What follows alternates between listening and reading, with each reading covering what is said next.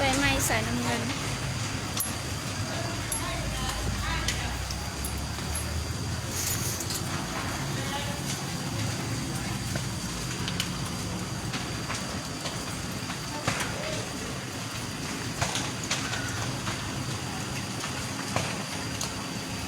อยู่บ้านสายน้ำเงินอยู่แถวทางเข้าสายน้ำเงินนี่นะงานตัวนี้นะได้เห็นไหม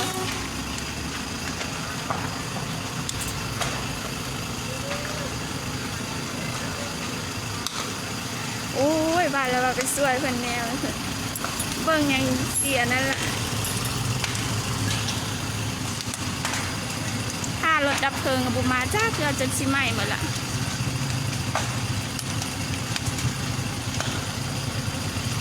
อยู่บ้านสายน้ำเงินไม่แหงได้แหงว่ะนะ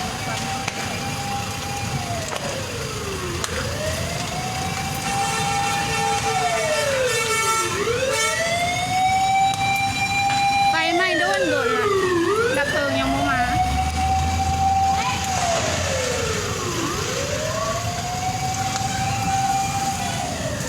ไอเคยมาทางนี้ซิฮูดี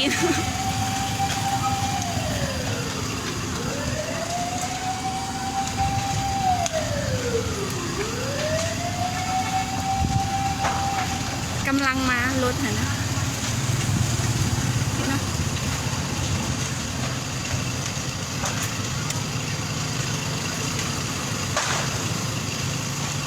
ไม่แท้ไม่ว่า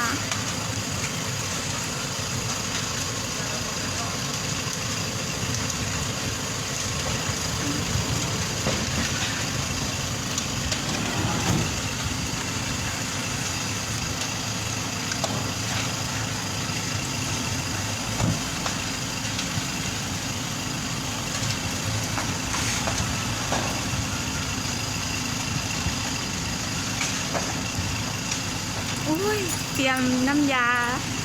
ซีดอัดปากเรียบร้อย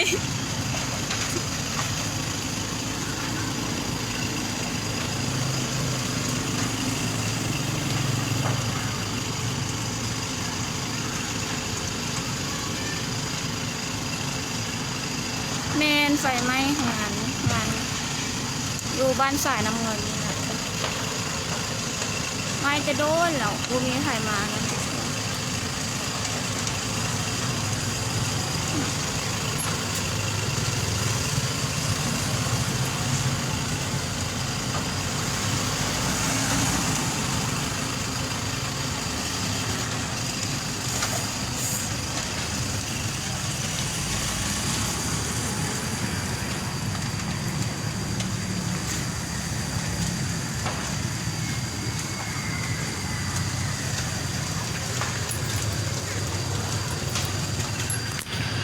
ยานแห่งวะฮอนยังไฟไหม้อีกโควิดกระบาดอีกโอ้ยฟ้าเลย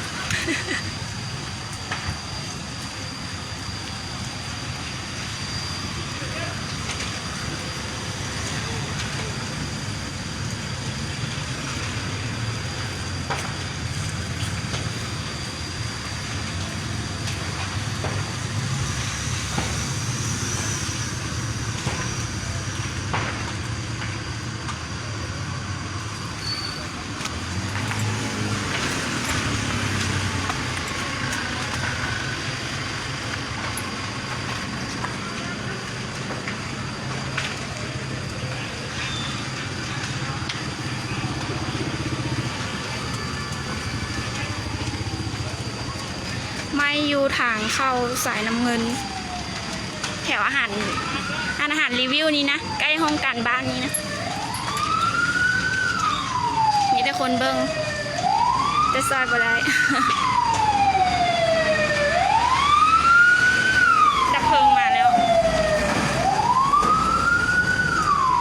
ดับเพลิงมาหันเหือนหมดแล้ว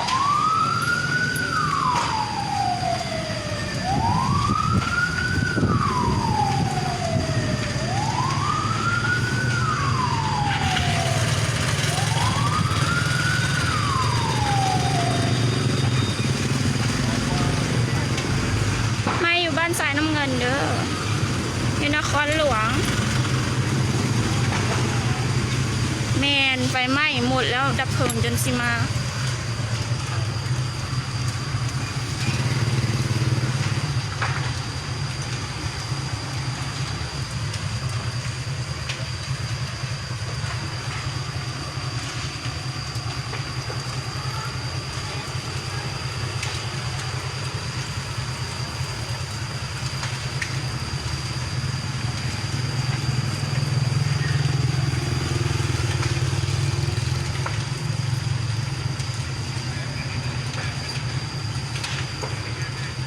บ้านสายน้ำเงินเด้อสาวบี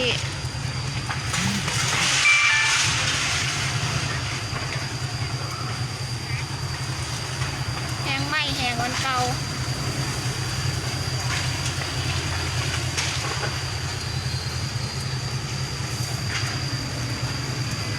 มีแต่คนเบิ่งแหละซอยบ่ได้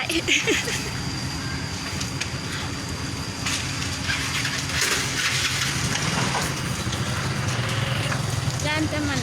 ไม่หลังไปเหมือนหลังอื่นเหรอ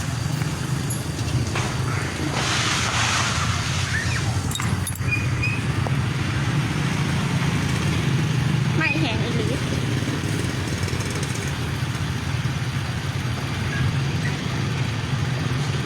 แน่นทางโค้งใกล้ห้องการบ้านสายน้ำเงินนะ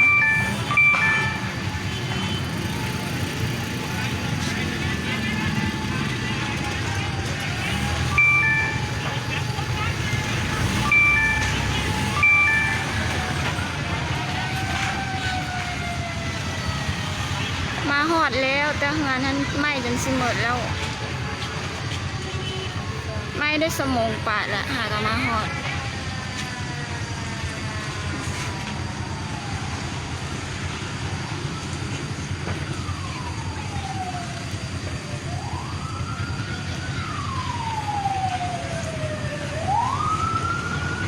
มา3 คันแล้วรถดับเพลิง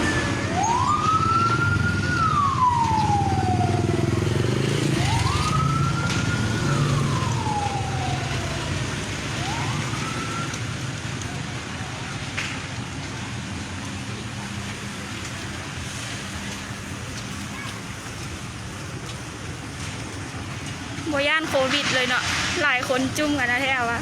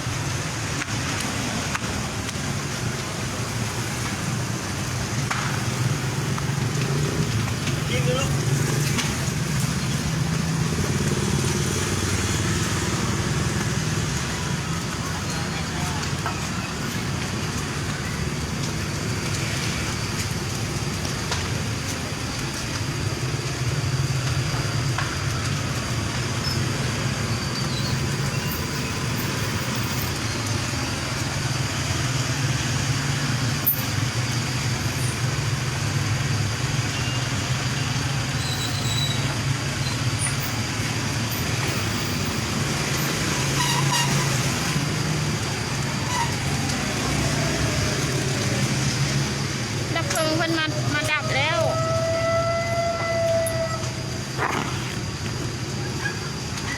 งานคือสิบ่เหลือแล้วแหละ